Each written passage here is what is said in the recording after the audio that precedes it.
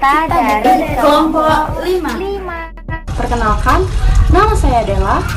Nama saya Diva. Nama saya Leviana. Nama saya Erinda. Nama saya Yosi. Saya April. Perkenalkan, nama saya Puspa. Saya Alma Cynthia Devi. Nama saya Sukma. Nama saya Dea. Nama saya Kartini. Dalam video kali ini, kita akan membahas Blended Learning Mata kuliah PTIK. dengan dosen pembimbing Bapak Deskoni SPD MPD Ibu Dian Eka Amrina SPD MPD. dan Ibu Dewi Pratita SPD MPD. Silahkan menyaksikan video kami. Check it out.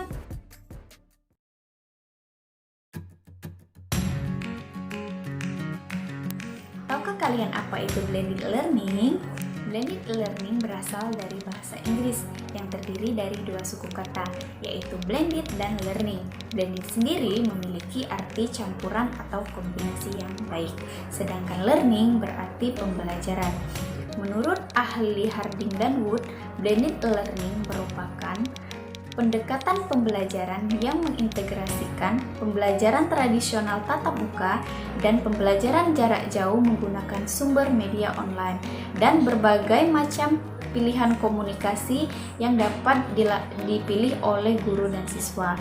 Pendekatan blended learning ini memungkinkan untuk menggunakan sumber media online seperti web tanpa mengesampingkan tatap muka. Jadi secara sederhana, blended learning merupakan pembelajaran yang mengkombinasikan antara tatap muka, belajar konvensional, di mana antara pendidik dan peserta didik dapat berinteraksi secara langsung. Masing-masing tersebut dapat bertukar informasi melalui bahan-bahan pembelajaran, belajar mandiri, belajar melalui modul yang telah disediakan, dan belajar mandiri secara online. Baiklah, di sini saya akan memaparkan materi unsur-unsur dan klasifikasi blended learning. Yang pertama, unsur-unsurnya itu satu, tatap muka. Tatap muka merupakan suatu pembelajaran yang biasanya dilakukan di sekolah, akan tetapi bisa juga dilakukan dengan online dengan melalui aplikasi Zoom. Yang kedua, belajar mandiri. Belajar mandiri itu suatu pembelajaran yang dilakukan oleh peserta didik dengan memahami materi dengan sendiri yang telah diberikan oleh pendidik. Yang ketiga, aplikasi. Aplikasi merupakan suatu fitur yang menyediakan layanan model pembelajaran berbasis online seperti Google Classroom, Schoologis, Moodle Cloud, Edmodo, dan lain-lainnya. Yang keempat, itu tutorial. Tutorial biasanya berisikan tata cara atau video yang diberikan oleh pendidik agar peserta didik memahami maksud dan tujuan pembelajaran. Nah, yang kelima itu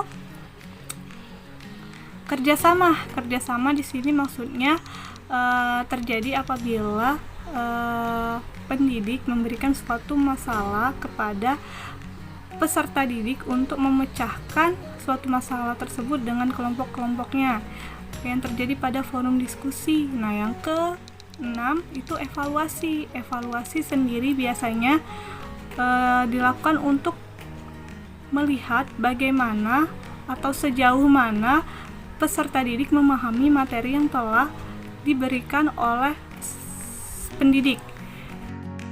Nah, klasifikasinya ada 4. Yang pertama, e-learning tanpa kehadiran dan tanpa komunikasi.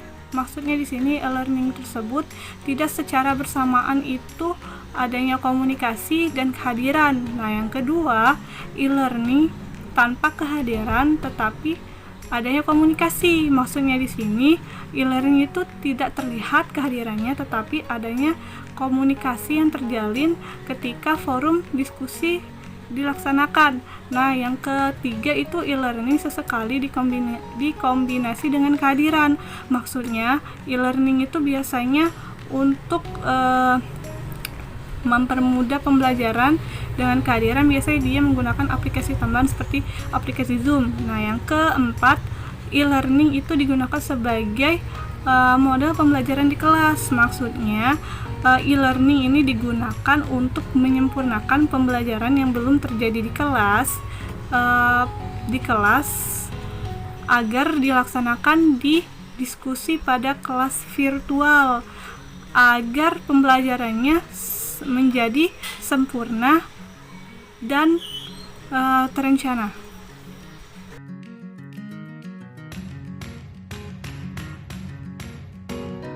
Baiklah, materi selanjutnya yaitu mengenai karakteristik blended learning. Ada beberapa karakteristik dalam blended learning.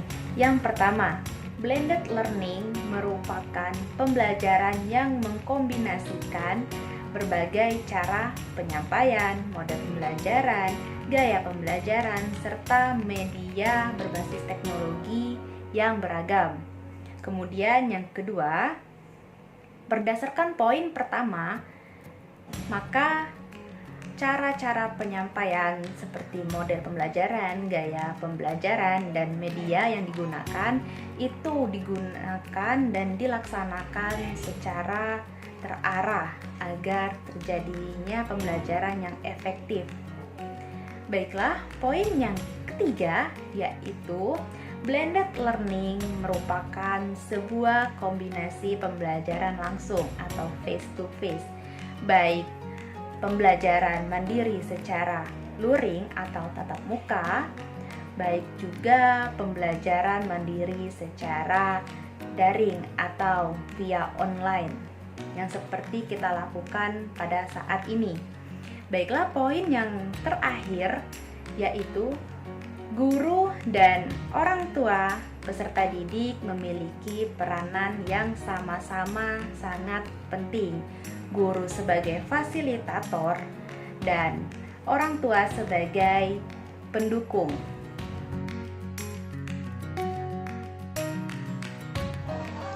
Baiklah, di sini saya akan melanjutkan materi mengenai tujuan dari blended learning, di mana tujuan dari blended learning ini ada 3. Yang pertama, membantu peserta didik dalam berkembang lebih baik lagi dalam proses pembelajaran sesuai dengan gaya belajar mereka masing-masing, karena yang kita tahu setiap anak itu memiliki gaya belajar yang berbeda. Kemudian kedua, dapat menyediakan peluang secara praktis dan realistis bagi pendidik dan peserta didik, dan diharapkan di sini pendidik dan peserta didik itu dapat belajar dan mengajar secara mandiri dan bermanfaat dan juga dapat terus berkembang. Jadi di sini diharapkan pendidik dan peserta didik itu dapat mengembangkan proses pembelajaran secara blended learning ini. Kemudian yang ketiga, adanya peningkatan penjadwalan secara fleksibel bagi seorang peserta didik. Dan di sini diharapkan peserta didik dapat menggabungkan aspek saat mereka mengadakan kelas tatap muka dan saat mereka mengadakan kelas online. Baiklah, di sini saya akan menjelaskan sedikit apa itu kelas tatap muka dan kelas online. Kelas tatap muka di sini adalah kelas yang digunakan untuk membuat peserta didik terjun langsung dan berpengalaman secara interaktif. Jadi di sini peserta didik itu diharapkan bisa terjun langsung dalam proses pembelajaran dan bisa bersifat secara aktif. Kemudian kalau kelas online, di sini peserta didik tidak terjun secara langsung untuk melakukan proses pembelajaran, tetapi mereka dapat memperoleh pengetahuan itu secara luas dan dimanapun mereka berada, asalkan mereka mempunyai akses internet yang cukup memadai.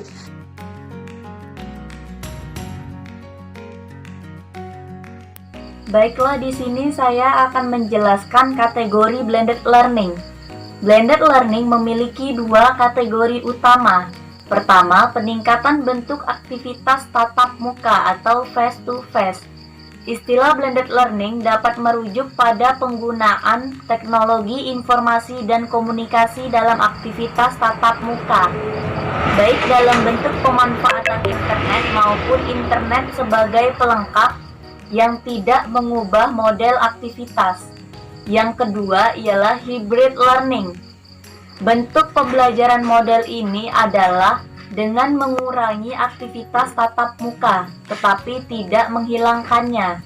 Dengan demikian akan memungkinkan peserta didik untuk melakukan pembelajaran secara online. Baiklah, di sini saya akan menjelaskan tentang metode blended learning. Untuk mulai menerapkan metode blended learning bisa diwujudkan karena pada dasarnya metode blended learning merupakan proses belajar mengajar tidak hanya tatap muka, namun memanfaatkan teknologi dunia maya untuk mempermudah dan mempercepat proses komunikasi non-stop antar guru dan siswa, membantu proses percepatan pengajaran materi, dan sebagai pressure agar siswa dapat memanfaatkan teknologi yang benar dan bisa memperkaya pengetahuan. Metode blended learning ada dua komponen pokok, yaitu pengajaran dengan cara konvensional atau tatap muka dan melalui media elektronik. Blended learning berangkat dari kelebihan yang terdapat pada cara pembelajaran secara tradisional, sehingga blended learning bertujuan untuk menggabungkan e-learning dengan kelebihan yang ada pada pembelajaran tradisional. Dalam bahasa praktisnya, metode blended learning menawarkan kemungkinan untuk memperoleh keuntungan dari suatu kelas yang mendukung interaksi secara langsung dan fleksibilitas dari pembelajaran secara online.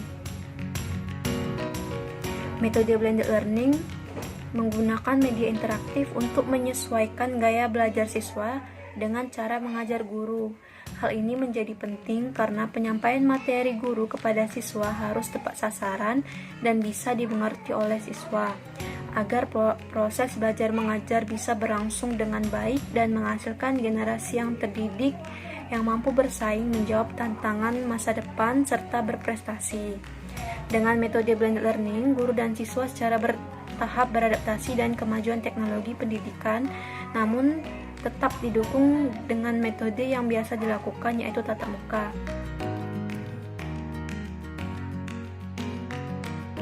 Baiklah, di sini saya akan menyampaikan materi mengenai tahapan dalam prosedur blended learning. Yaitu yang pertama, dalam mencapai blended learning yang maksimal, ada tahapan-tahapan ataupun prosedur-prosedur yang telah ditetapkan. Menurut Soekartawati dan Profesor Steve Learning tahun 2005, ada 6 tahapan yang akan dirancang untuk menyusun ataupun memaksimalkan blended learning. Yang pertama yaitu adalah menetapkan macam dan materi bahan ajar. Yang kedua yaitu adalah tetapkan rancangan dari blended learning yang akan digunakan. Yang ketiga adalah tetapkan format dari online learning. Yang keempat adalah lakukan uji terhadap rancangan yang akan dibuat. Yang kelima, menyelenggarakan blended learning dengan secara baik dengan cara menyiapkan tenaga ahli, tenaga kerja ataupun materi yang akan disampaikan. Dan yang terakhir adalah menyiapkan kriteria terkhusus untuk melakukan evaluasi dalam pelaksanaan blended learning.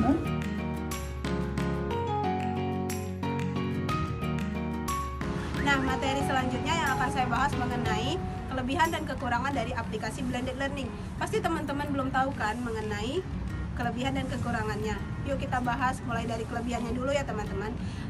Ada beberapa kelebihan yang akan saya sampaikan dari aplikasi blended learning ini. Yang pertama itu pembelajaran terjadi secara mandiri dan konvensional, di mana keduanya itu memiliki kelebihan untuk saling melengkapi. Yang kedua, terciptanya pembelajaran secara efektif dan efisien. Yang ketiga, meningkatkan aksesibilitas, di mana dengan adanya aplikasi blended learning ini dapat mempermudah peserta didik untuk mengakses materi pembelajaran. Nah, dari kelebihan tadi, ada beberapa kekurangan juga dari aplikasi blended learning ini. Nah, apa saja sih kekurangan dari aplikasi ini? Nah, aku bakalan kasih tahu 3 kekurangan dari aplikasi ini. Yang pertama, media yang digunakan itu sangat beragam, sehingga tidak mudah untuk diterapkan jika sarana dan prasarananya tidak sangat mendukung. Yang kedua itu, tidak meratanya fasilitas, baik dari pihak sekolah maupun dari pihak peserta didik, karena aplikasi ini sangat membutuhkan jaringan internet untuk melakukan pembelajaran secara via online. Dan yang ketiga, kurangnya pengetahuan masyarakat mengenai penggunaan teknologi.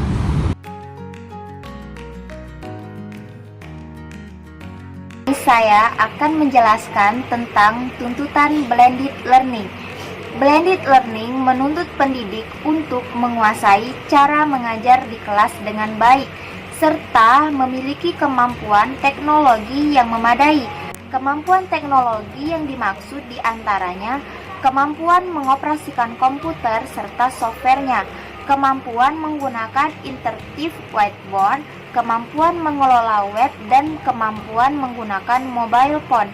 Sedangkan peserta didik dituntut untuk memahami cara pengoperasian komputer serta memiliki kemampuan untuk mengelola web dan mobile phone. Sedangkan peserta didik di tingkat dasar, tugas kreatif yang harus dimiliki cukup dengan pengoperasikan komputer pada tingkat dasar. Proses pembelajarannya pun dilakukan di dalam kelas. Pembelajaran di ruang kelas dilakukan dengan menyertakan berbagai eksperimen dan alat peraga. Sedangkan untuk peserta di tingkat menengah dituntut untuk dapat mengoperasikan komputer dan memiliki kemampuan dalam mengelola web dan mobile phone. Dengan demikian, ketika tuntutan tersebut dipenuhi, maka kegiatan blended learning pun akan berjalan dengan baik dan dapat meningkatkan kemampuan peserta didik sehingga tujuan instruksional dapat tercapai dengan baik dan efisien.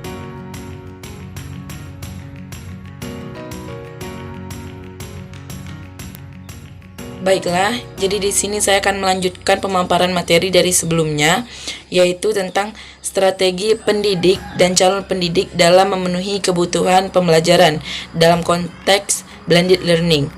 Nah, di sini yang kita ketahui bahwa pemenuhan kebutuhan pada masa yang akan datang menuntut pendidik ataupun calon pendidik untuk mengembangkan atau memahami teknologi.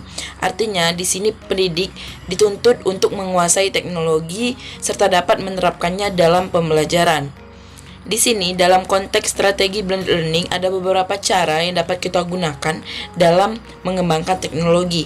Yang pertama, yaitu melakukan pendalaman materi atau mata pelajaran yang akan kita gunakan atau kita sampaikan kepada peserta didik. Yang kedua, yaitu mempelajari dan memahami kebutuhan apa saja yang akan dibutuhkan oleh peserta didik pada masa yang akan datang sesuai dengan perkembangan zaman. Untuk ketiga, yaitu menguasai bahasa asing, di mana yang kita ketahui bahwa bahasa asing sekarang yang kita gunakan yaitu bahasa Inggris. Jadi harus adanya penguasaan bahasa Inggris. Selanjutnya, pendidik juga harus mampu menguasai atau mengoperasikan komputer agar memudahkan pendidik dalam menyampaikan materi pembelajaran sesuai dengan perkembangan teknologi. Nah, yang selanjutnya, pendidik juga harus menguasai software dan web agar memudahkan peserta didik untuk lebih menjangkau pembelajaran yang kita sampaikan sesuai dengan perkembangan zaman. Selanjutnya itu ada mempelajari dan memahami model pembelajaran yang akan digunakan baik tatap muka maupun non tatap muka.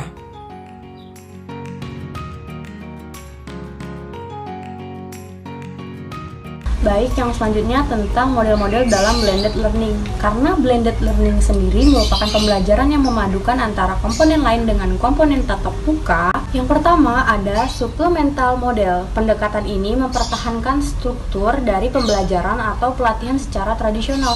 Artinya, walaupun ada penggunaan teknologi dalam pembelajaran, hal ini tidak merubah struktur pembelajaran bahwa seorang mahasiswa itu belajar dan menerima materi pembelajaran secara online, tetapi mereka juga tetap bertemu dengan dosen dalam pembelajaran tatap muka seperti pembelajaran tradisional.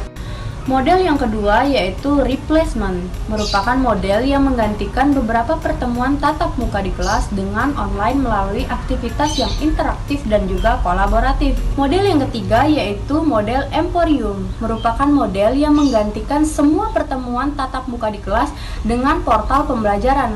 Portal ini menyediakan akses ke materi online, konsultasi online, dan mereduksi berbagai aktivitas pertemuan dalam kelas dan menggantikannya dengan out of class. Terima kasih telah menyaksikan, semoga bermanfaat dan sampai jumpa.